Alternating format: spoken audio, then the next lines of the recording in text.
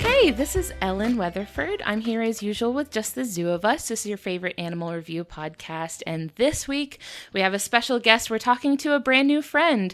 This is Jasmin Graham. Say hi, Jasmin. Hello, everyone. Thank you so much for agreeing to talk to us. I'm really excited to talk about our animal this week. But first, let's talk a little bit about you. So tell us and our new friends a little bit about who you are and how you got to where you are. So I grew up kind of all over the place from a military family. And so I moved around a lot. But the one consistent thing in my life was going to Myrtle Beach, South Carolina, where my dad's family is from, and fishing. So everywhere that we lived, my dad loves fishing. So no matter where we lived, we always found a fishing spot. So that was a constant. I was moving all over the United States, but my dad always found a place to go fishing. So I spent a lot of time with him fishing and spending a lot of time on the water and things like that. And I really just fell in love with it. So I was like, well, I don't know anything about anything because I was a kid,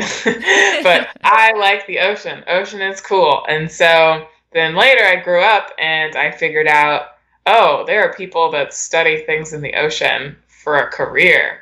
And I was like, whoa, that's wild. I want to do that.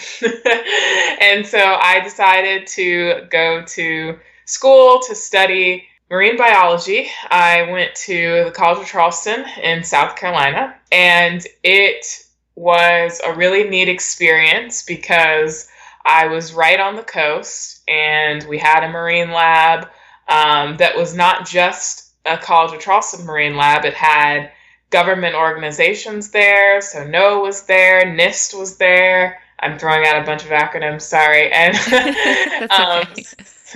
South Carolina DNR was there, so it was state and federal agencies as well as the College of Charleston. So I got exposed to a lot of different types of scientific research, and I figured out that it wasn't all Jacques Cousteau running around. And so I got to experience a lot of different things, and I got to meet some people that later became my mentors, and that's kind of where I fell in love with sharks. So I started doing research in my undergrad on the evolution of hammerhead sharks because I thought they were weird looking. So it was always fun whenever people asked me, why do you study hammerhead sharks? And I had to come up with a more scientific answer than because they're weird looking and I want to understand why. That is a phenomenal answer, though, for real. Yeah. So then I finished that and I decided I still wanted to keep staying in this realm of shark research, but I was doing a lot of lab work and I was really itching to get out on the boat and be fishing again. So I decided to go to graduate school and do a more field ecology type program where you actually go out into the wild and study animals in the wild instead of just, doing DNA and stuff back in the lab. And I've always had a passion for conservation. And so I found out, I think I vaguely knew that sawfish existed. Like I had probably seen one in an aquarium at some point, but I didn't know anything really about sawfish. And I was presented with this opportunity to study sawfish, which ticked all of my boxes. I was like, it's a weird looking animal. I have a thing for weird looking animals. Cool. It's a critically endangered species, so I'm going to have a big impact on their conservation. Awesome. And I get to spend a lot of time on boats fishing. Perfect. So then I started studying sawfish, and I loved it, and I'm hooked, and there's a joke in the sawfish community that once you study sawfish, you are always going to study sawfish. You just can't walk away from sawfish. You're always going to be there.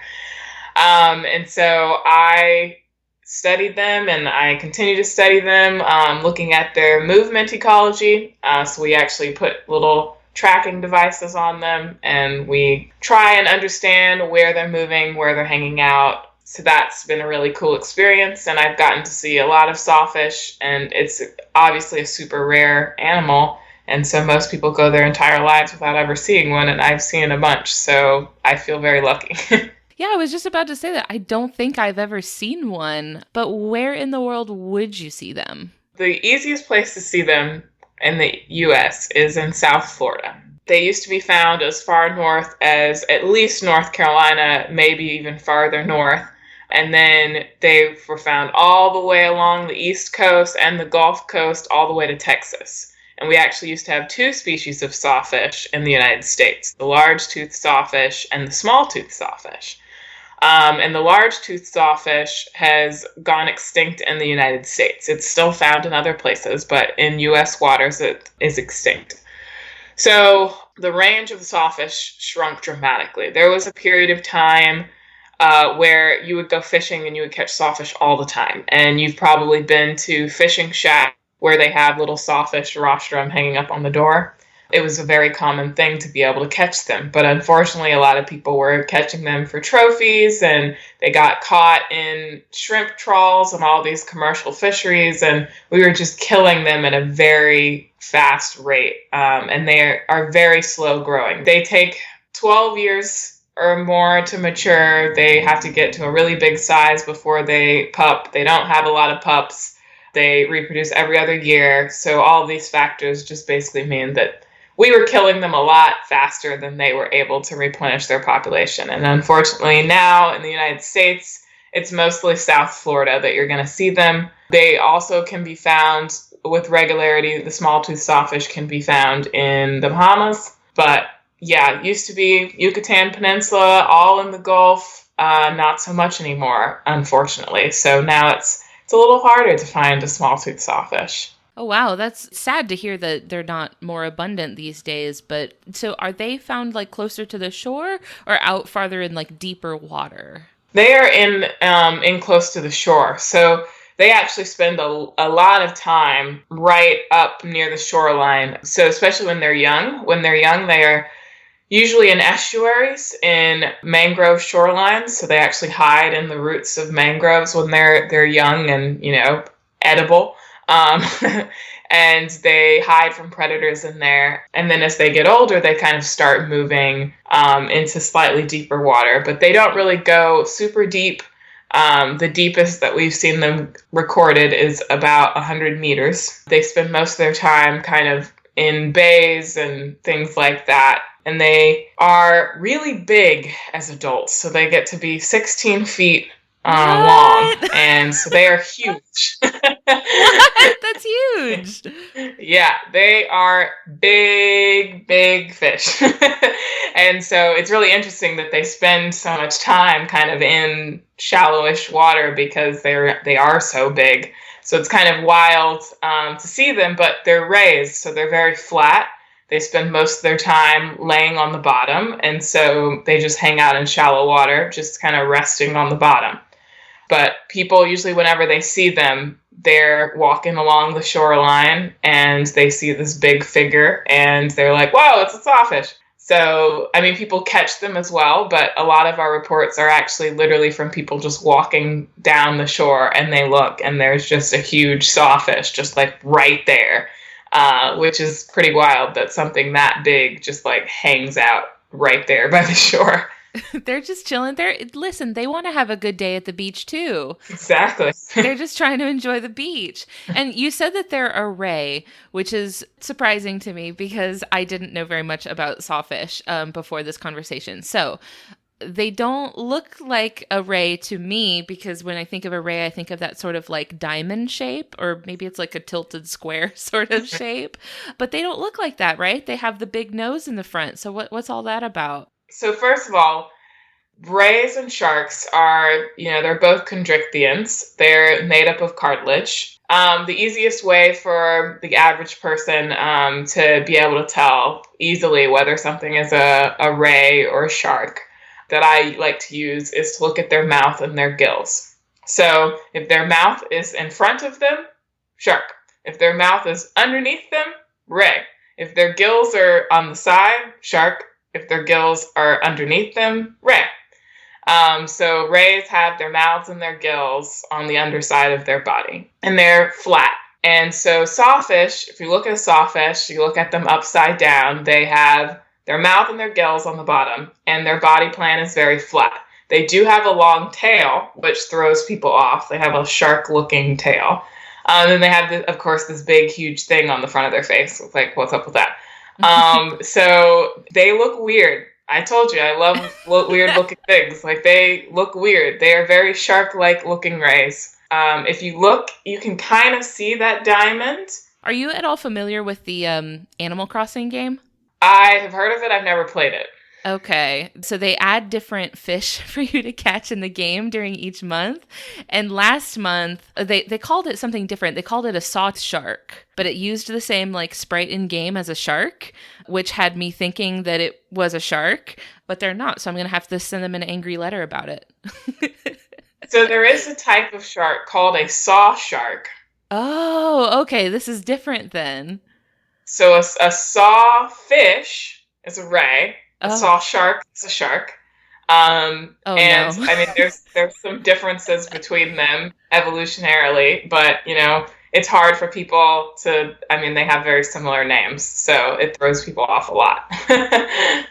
So that is not the same animal then. So the sawfish is the ray, the saw shark is the shark. Okay, this is going to stress me out if we go too far into it, but we'll try to stay on focus. I'm going to try not to let the ADHD take the reins too much.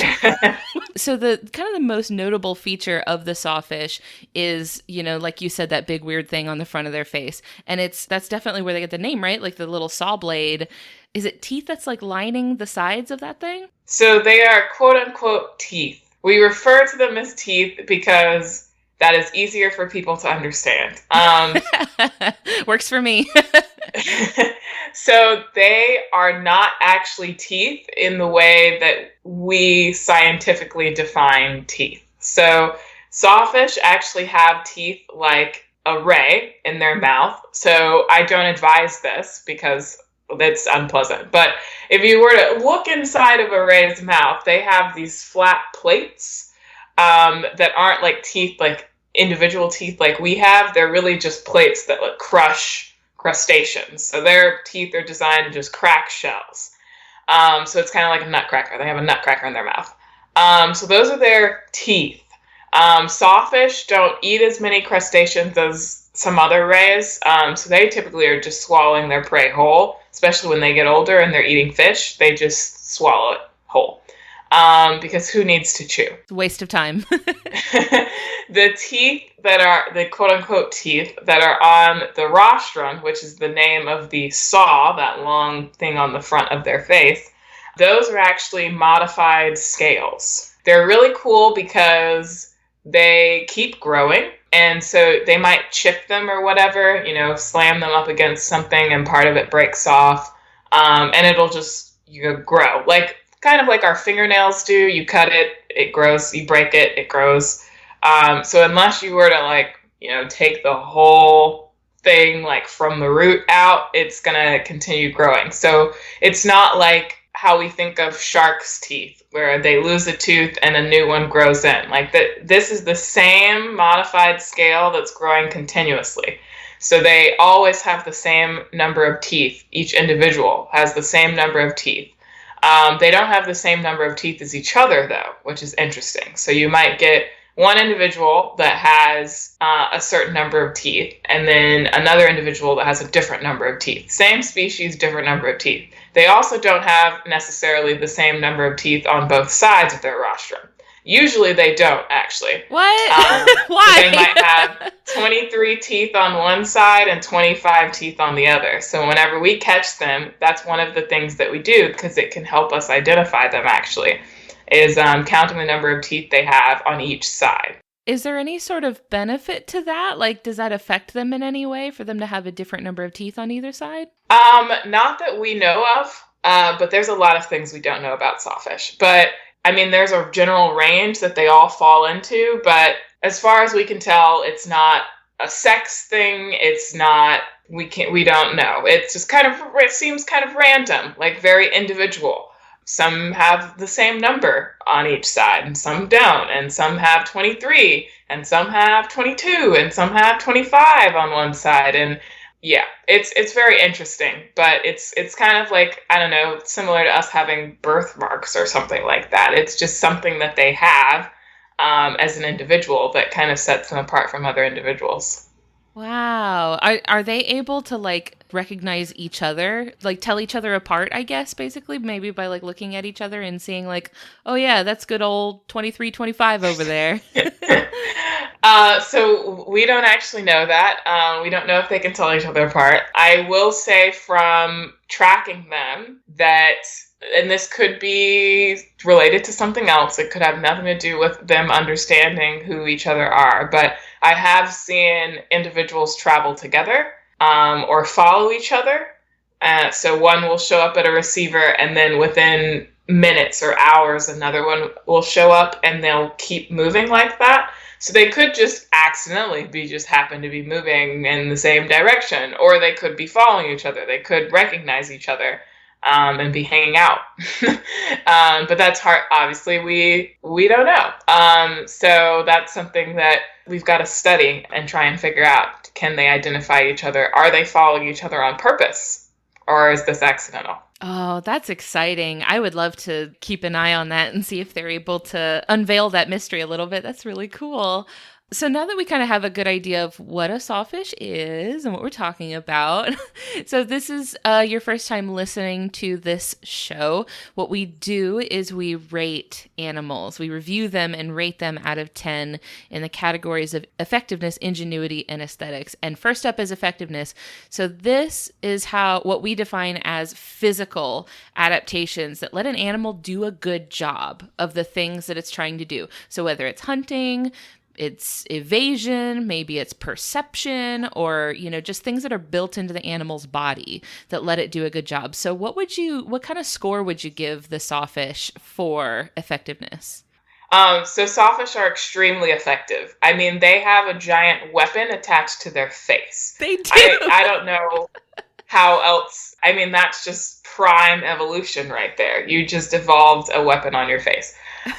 So they are super effective hunters. Not only are they using that saw, that rostrum, to injure prey, and for defense, but it also has some sensory organs along the bottom of it. So they actually are swimming along the bottom, and they can feel movements of fish underneath them. So they'll be cruising over the seagrass, and the fish are like, haha, I'm hiding in the seagrass, you'll never see me. But the sawfish can feel them moving, even though they can't necessarily see them. And so their saw is basically a weapon and a fish detector all rolled up into one. So they can use it for defense. We've seen great big bull sharks with puncture wounds all on the side of them that obviously they got in an altercation with a sawfish. We've had sawfish put holes in our boat, because they got a little upset at us and they decided to take a swing. Their rostrum are extremely powerful. So they can use it for defense. It's kind of a little fish detector. And then also of course, for hunting, you just kind of swim into a school of fish and just thrash around, and you're going to hit somebody, and then you just swim back through and you just swallow all of the injured fish that are stunned, like, I've been whacked. And you don't even have to chase them. You just get in the school of fish and start shaking your head and seeing what you get. It's energy efficient. Super energy efficient. Yeah, so I definitely would give them a 10 out of 10. I mean, you can't beat it. You can't. And you said that, so they're really, really big, and they don't live in a place where you would expect them to be that big for where they are.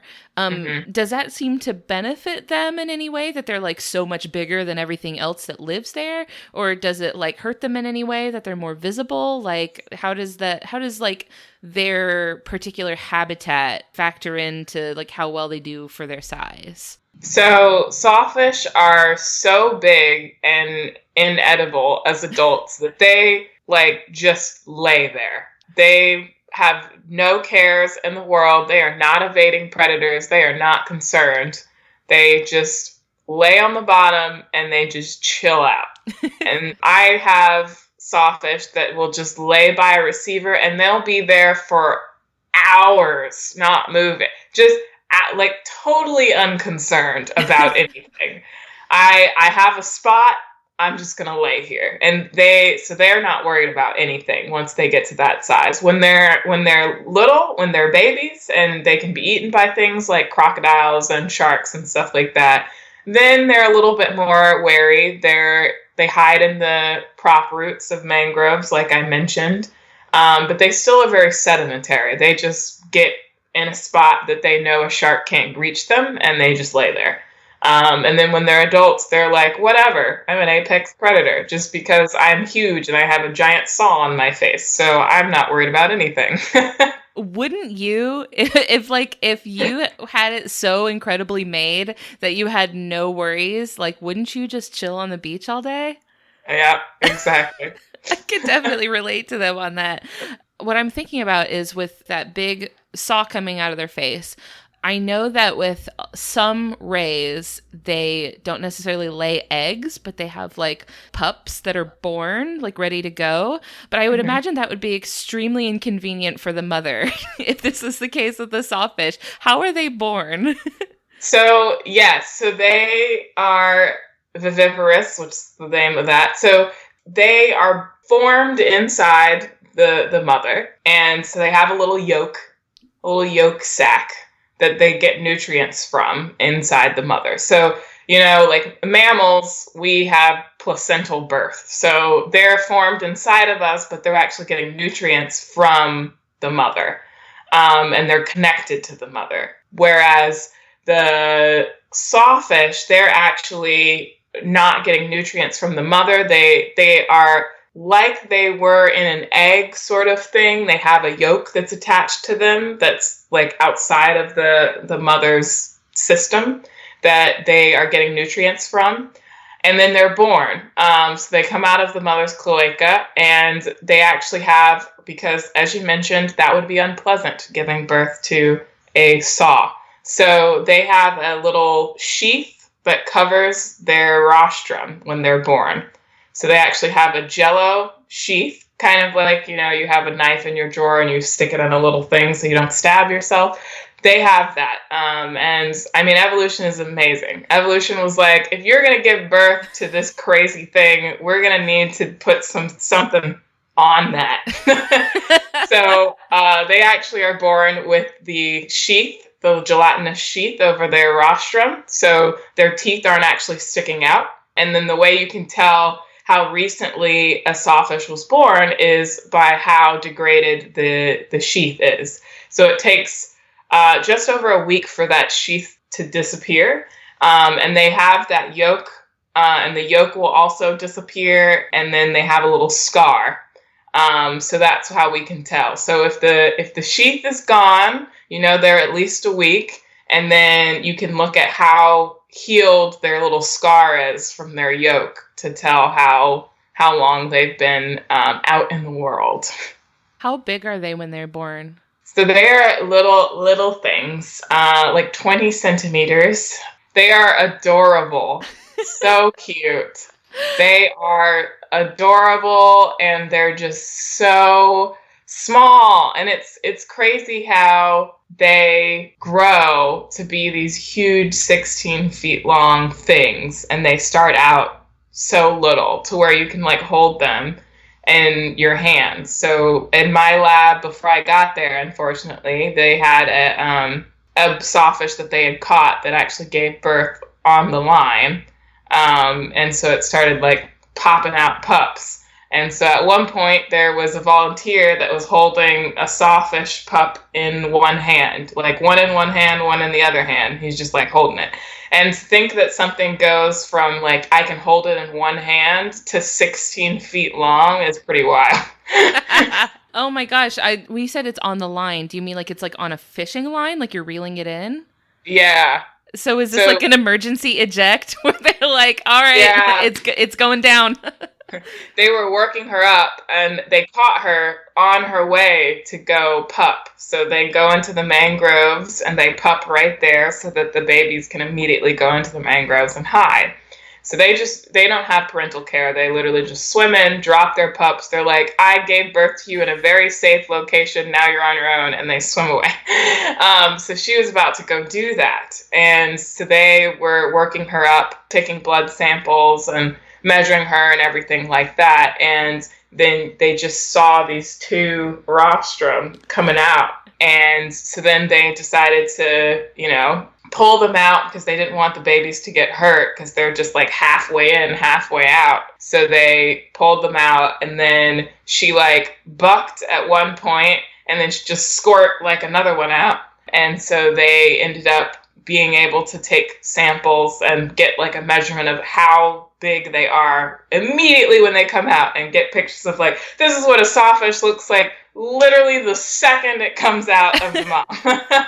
That's so exciting. Yeah.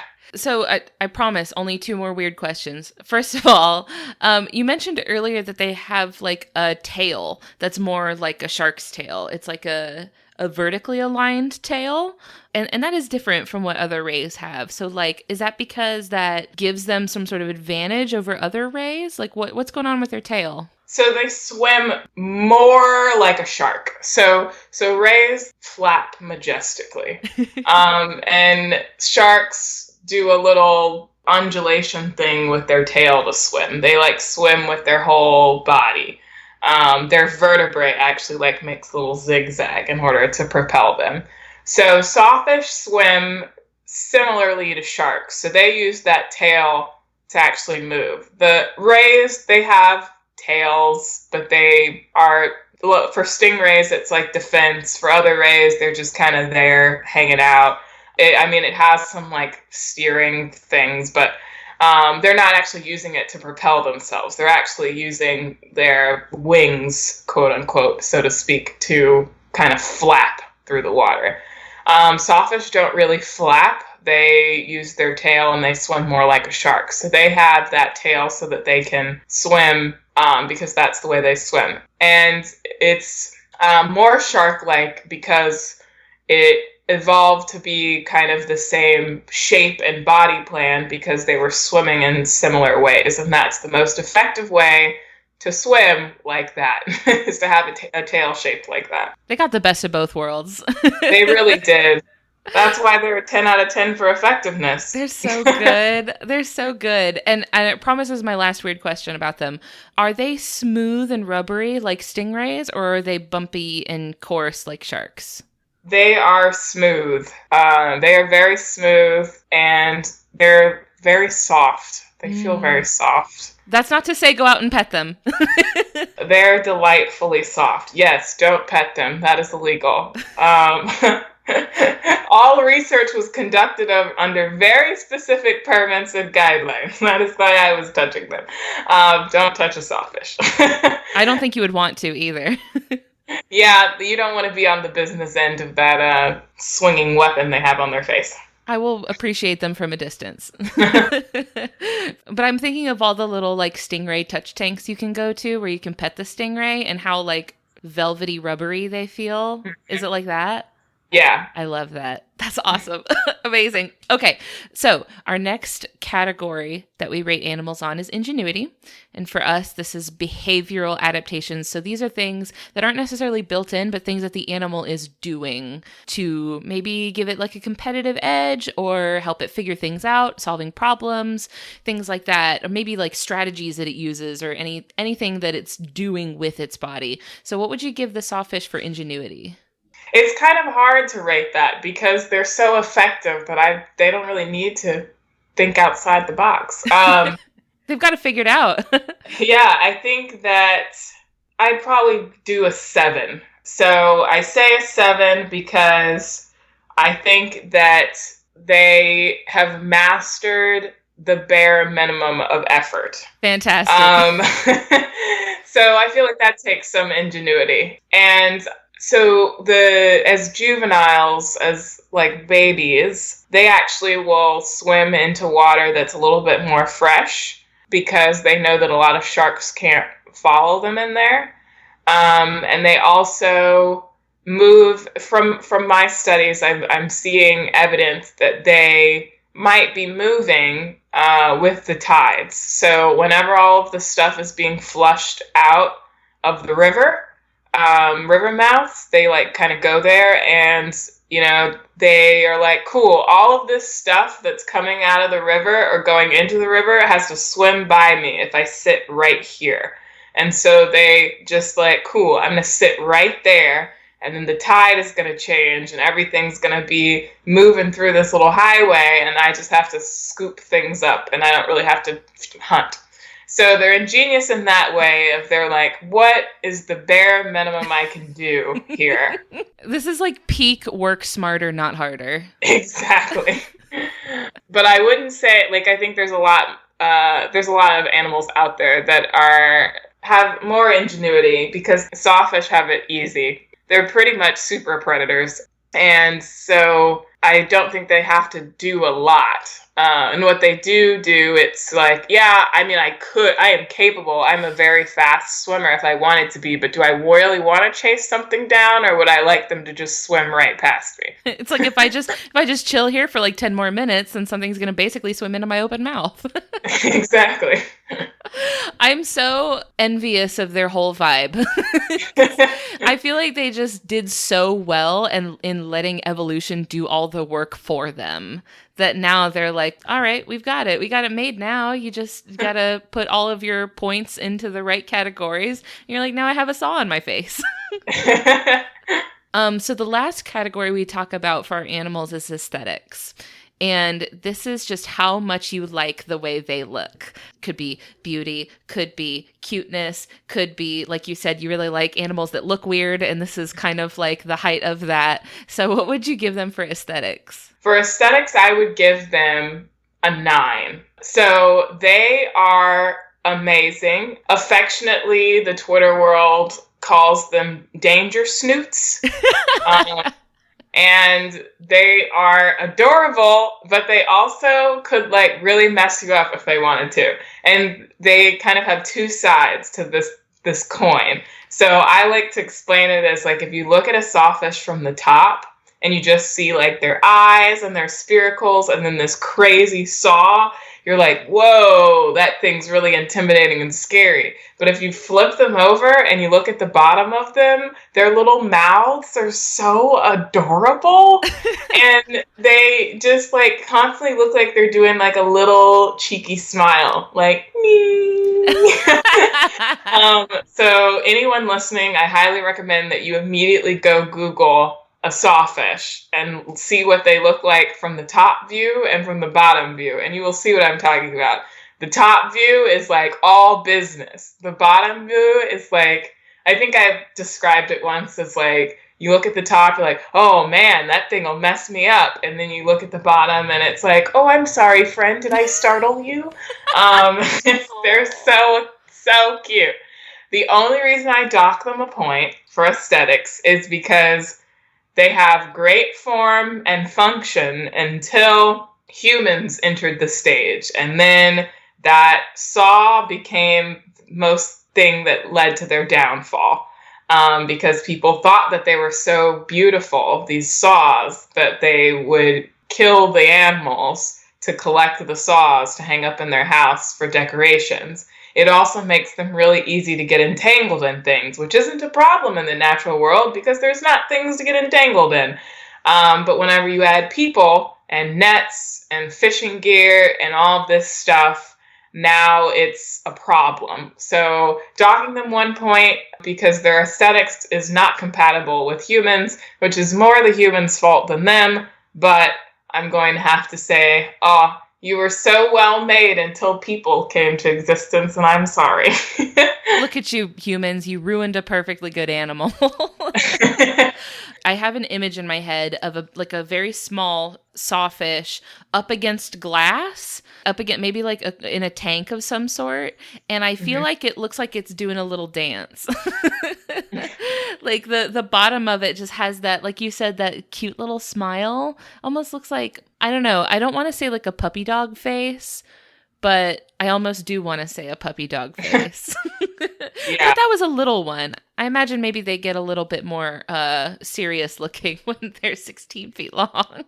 They really don't. Like, you look at them from the top and they look very all business. Ooh, that's scary. And then you flip them over and you're just like, oh, look at your little face. It's different vibe completely. Well, if they're Yeah. hanging out on the bottom, right? Like, unless you're a human that's flipping them over, probably like anything else that's not a human, all they're ever going to be seeing is that top part, right? Unless you're Yeah, underneath them exactly. and getting eaten.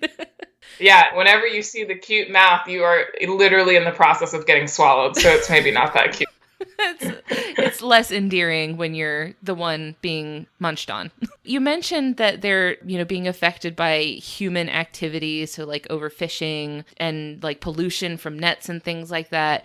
Do you know of any like action items that people can kind of take away? Like if they feel so, now we've all fallen in love with Sawfish. We're already there. We've all made this emotional connection. So like people that maybe feel like, I love this animal, I want to do something to help. Like, what are some action items people can take away? So the big thing that you can do is talk to your legislators. Right now, gill netting is banned in Florida waters, and so that's been really helpful for sawfish.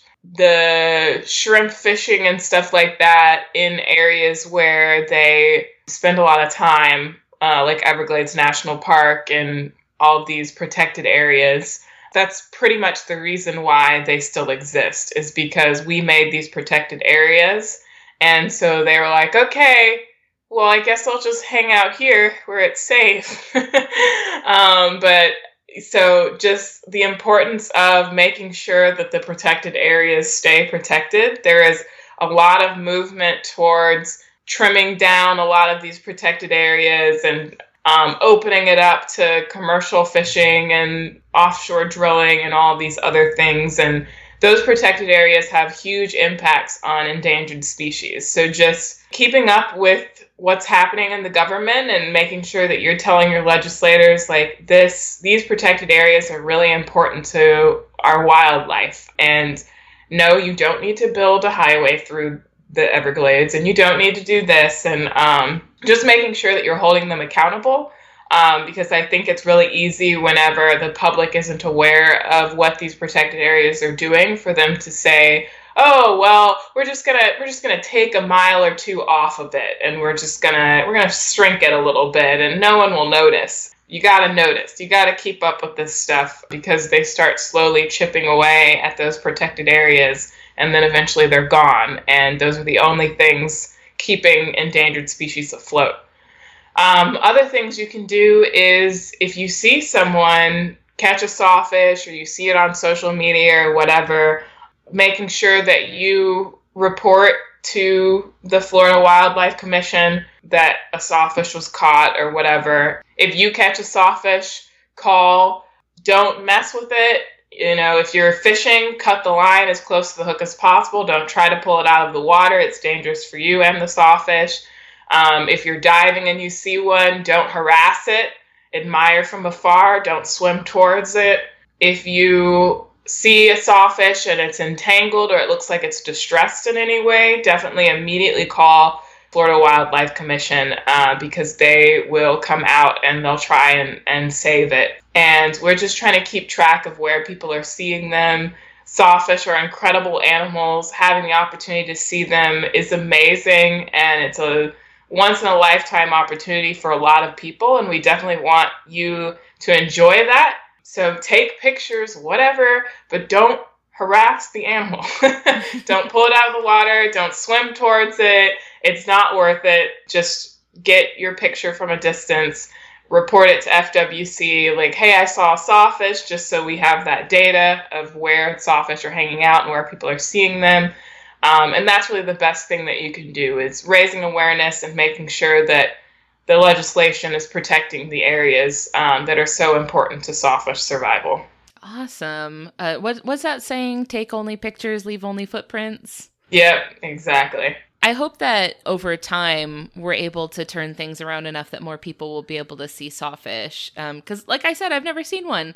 So I really hope that I'm able to see one someday, because I would, especially now that I have all of this awesome knowledge that you've given me, now I will be able to like have a much deeper appreciation for like how amazing they are when I see one. So thank you so much for all of that. And before we get wrapped up, I'd like to just kind of give you a couple minutes to talk about what sort of work and what sort of projects that you're working on right now that you want people to know about. I know that, I found you through involvement with MISS, MISS, if you wanted to talk about that. Yes. So MISS is an organization that myself and 3 other shark scientists started. We're really excited about this. So MISS stands for Minorities in Shark Science. We are founded by 4 Black women, incredible shark scientists. So myself, Jada Elcock, Carly Jackson, and Amani Weber-Schultz. And we really started this because we wanted to encourage women of color to pursue shark science. Shark science is a very white, male-dominated field, particularly when you look at leadership and senior scientists and people holding, positions of power. And so we created this organization so that we could create a network of support and provide opportunities to students that might not be able to access opportunities because of financial barriers. And so we are holding workshops in partnership with the Field School. And these workshops will be weekend experiences for students to try their hand at shark research. So you can go aboard a real research vessel, the Garvin, and kind of participate and observe shark tagging. We'll have some professional development workshops. We'll do a snorkeling trip. And then it's, of course, just a way for you to connect with other women of color that are interested in shark science. We have a lot of people that we're working with as an organization to try and integrate some other programming into some things that already exist to really make shark science a much more inclusive and accessible field.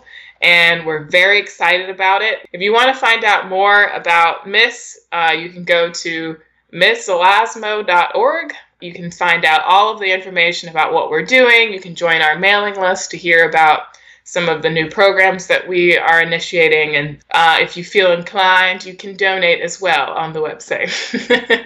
Awesome. That's so exciting. And I'll be really looking forward to see all the budding shark scientists that come out, like in the future years, like see all the new shark scientists that will emerge from the efforts of this program. That will be really exciting to see. Are you like geared towards like younger, like teen, like the youth group, or more like young adults, or is there like a certain age in mind? So really we are interested in women of color that are interested in shark science, all walks of life.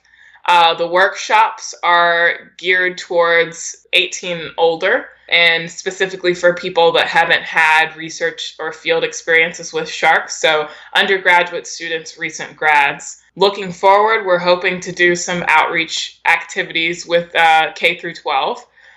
To get them engaged at an early age in shark science. And then, of course, people at the professional level, like myself, and people in graduate school, looking to connect them with people that are further along in their career and not as far, so that we all have a mentor, someone to guide us through the next steps of the process, so that we really have this strong network of support where you don't feel alone. So that's why we created this organization, because until the 4 of us found each other, we all felt kind of alone. And going to meetings and being in departments and being the only Black woman in shark science that's in our immediate surroundings. And so when we found each other, we were like, oh, this is so great. I didn't know how much I needed a buddy, and now I have a buddy. And so we want to give that same feeling to everyone and make sure that everyone feels supported and feels like they're not alone. Oh, that's amazing. I'm so happy that y'all were able to find and put together such an awesome support system. So maybe the next little Jasmin Graham is out there listening and thinking, I love Sawfish too. Exactly. So that's awesome. Are there any other sort of like anything that you're working on right now, or like even just if you want people to like hit you up on social media or anything like that? So the only other thing that I'm really working on, which is my day job, is MARSCI-LACE, which stands for the Marine Science Laboratory Alliance Center of Excellence. And that is a project that's geared towards recruiting, supporting, and retaining minority students in marine science. And this is a grant that's funded by the National Science Foundation. We're working really hard to understand where the barriers are that are preventing people from feeling like marine science is accessible, how we can mitigate those barriers, what things are supporting people, how can we promote those things and recreate those things in other institutions. So that's something that we're really working on. And if you are a marine scientist or were a marine scientist at some point and are listening to this podcast and identify as an underrepresented minority, feel free to reach out to me because I am looking for people to talk to do interviews to get a feel for your experiences. So that's my plug on that. Awesome. And where can people find you? Like, do you prefer email? Do you prefer social media? Like, how can people get a hold of you? So the easiest thing that you can do is you can email me at jgraham, Graham, @moat.org. If you prefer Twitter, you could also send me a message on Twitter. My Twitter handle is @elasmo, ELASMO _gal, GAL. Amazing. All right. Well, I think that's about all I had. Thanks for having me on the show. This was great. Thank you so much. I really appreciate just your enlightenment and all of the love that I feel in my heart towards Sawfish now that I told you before we got on this call that I came in with nothing. I had an awareness of the general shape, and now I've fallen deeply in love. So I have a new favorite animal. This is such a good one. So thank you so much for spending this time talking to us, and we'll catch you later. Thanks. Bye. Bye.